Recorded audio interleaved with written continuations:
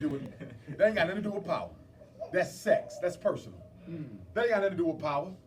You don't believe me? Go ask Bill Cosby. Look what happened to his ass. He been taking care of all them white girls his whole life, putting them through college, setting them up with businesses. But guess what? The minute him and Camille Cosby didn't want to sell that house they got up in Massachusetts so the oil company could drill, what did the white power structure do? They called up all 40 of them ugly, nasty white girls and said, your race needs you to destroy this black man who took care of you. And guess what they did? They all came together and lynched his ass legally because him and Camille didn't want to sell the land. Bill Cosby did not go to jail for sex. He went to jail because he wouldn't give up the oil. That's why he went to jail. The whole purpose of him being in jail was to do what? Exhaust his finances, put him into debt through legal fees, so they would have to sell the house in Massachusetts. And Bill Cosby knew that. That's why he never sold the house in Massachusetts. At least I hope he didn't. That's why Bill Cosby got locked up. It had nothing to do with no sex. And did you see the white women? Did you see the leader, 𝚂𝚗𝙱𝚂𝙸𝙺𝚴? She had a neck like Mike Tyson. Who the hell want to be with her? Shoulders like a fullback. Oh, nasty lizard. All of them was ugly. I looked at every one. I ain't found one cute one. No shape or none of that. Bill Cosby from North Philly. I'm from North Philly. I know what type of woman we want. 5'5" thick in the thighs. We don't want no nasty lizard. But he learned a lesson though, didn't he? Oh, Bill Cosby learned. Because remember a couple years ago, he was defending white folks against black folks. Remember that? Take care of your kids. Get married before you have babies. Stop using drugs. Clean up the neighborhood. Earn his stripes with the cracker. But see, what bourgeois Negroes fail to realize is even though you might be rich, you're still a Negro. And when the time comes, they're going to sit you down too. I remember I was in Bermuda speaking in the Caribbean islands, and they told me Oprah Winfrey tried to get a guest house out there. They told me. They said Oprah Winfrey wanted to buy that house right over there. I said, what happened? White folks came together and said no. White folks came together and said no. Yeah. They would not let Oprah Winfrey buy the house. Oh, yeah. See, black people think all that matters is money. You're so wrong. It's power. It's power. When I was looking for schools in Detroit, don't you know they had about 12 Catholic schools and I could afford every one of them? We had enough money for them. The archdiocese would not sell to me. Now, we've had FDMG for 3 years now, this coming February.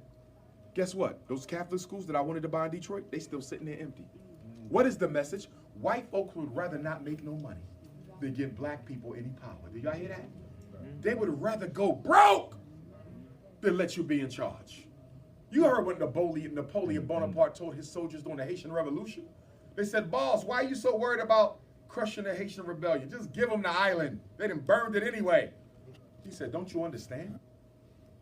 Our need to crush the Haitian Revolution is not so much about dealing with this threat. It's about preventing forever, the forward march of progress of Africans in the world. They needed to crush the Haitian Revolution and teach all black people a lesson. You have no idea how much white folks hate to see black folks win. They don't ever want to see you win. You say, well, they let LeBron win because they own the whole league. He ain't winning, they winning. Everybody say, Dr. Umar, you got to go watch the Colin Kaepernick series. I'm going to watch it. I ain't watched it yet. Y'all saw it? People told me I need to watch it. It's pretty good in terms of exploring the issues and dynamics of being mixed race African in America. I believe he was adopted. I didn't know Colin Kaepernick was adopted. And I appreciate the stand he took a couple years ago. But what's so sad about that is the other black athletes refuse to stand with him. Same thing with Kyrie Irving right now. Why y'all not standing with him? We are such cowards. And you know the irony of the black athlete? These are the biggest, boldest black men in the country, and they are also the biggest cowards. Shaquille O'Neal is a disgrace.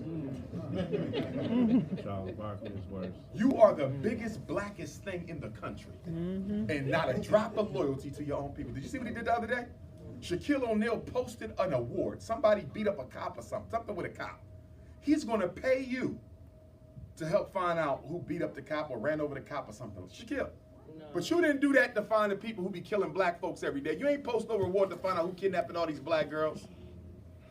You didn't put up no money to get these police prosecuted that kill us on a regular basis, but you want to look out for the police. Shaq, 7'3", unmistakably Zulu. and you the biggest coon on TV. And Charles Barkley, I think they in a competition. Because he's sick. That is the sickest Negro of all time. Sick!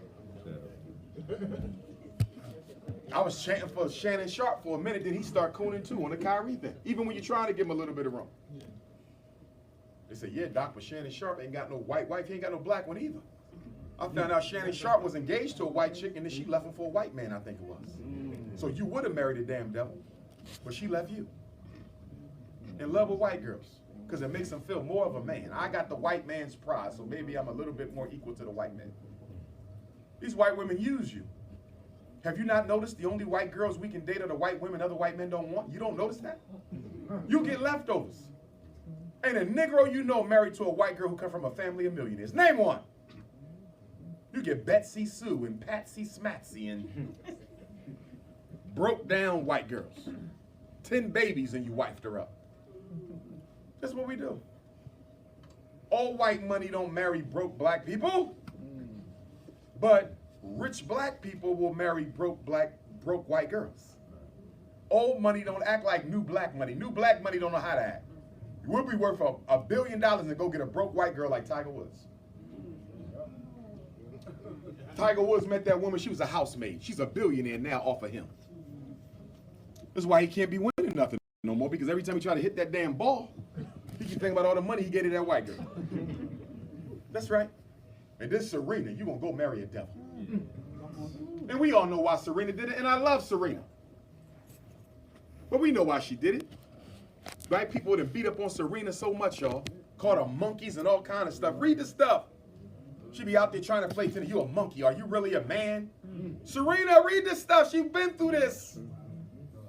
They destroyed her self-esteem, what was left of it. And she said, you know what? I don't want my daughter to go through what I went through. I'm gonna go have a baby with a cave beast. And that's what she did. Now her daughter's light-skinned, so Serena thinks she won. Until he decides to leave her and take half of what she got. Oh! You see Robert De Niro getting a divorce from his black wife. Did you see what the courts told Robert De Niro's black wife? The courts would not give her half of Robert De Niro's estate. Oh yeah.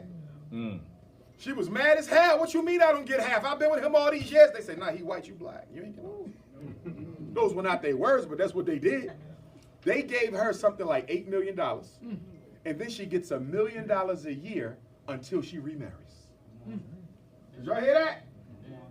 She ain't getting nothing. That man is a billionaire. She ain't getting nothing because you black. We're not going to break this white man pockets for you. But if that would have been the other way around, white women would have cashed in. Because we don't understand it's a double standard for us with them. I wish we just leave them the hell alone, brothers and sisters. Come on.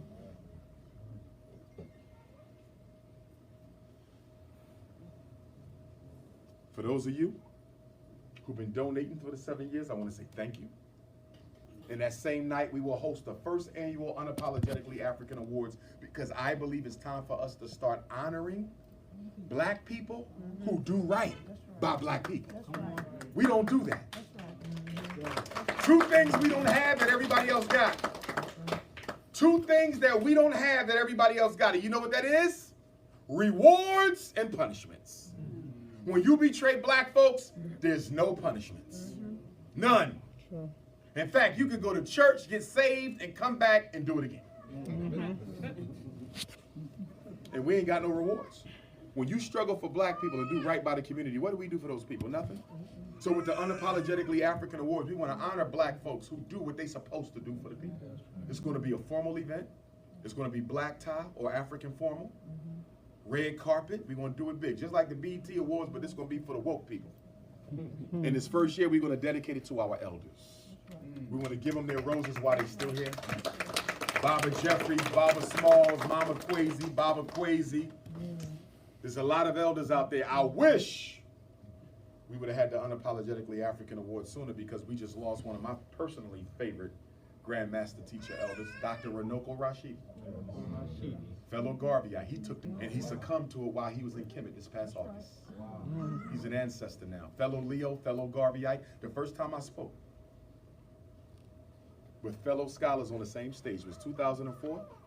Dr. 𝚂𝚗𝙱𝚂𝚗𝙱𝚂𝚗𝙱𝚂𝚗𝙱𝚂𝚗𝚂, Dr. Tony Martin, who was the historian of the Garvey movement. He's an ancestor too, man. And it was them two and myself at North Carolina.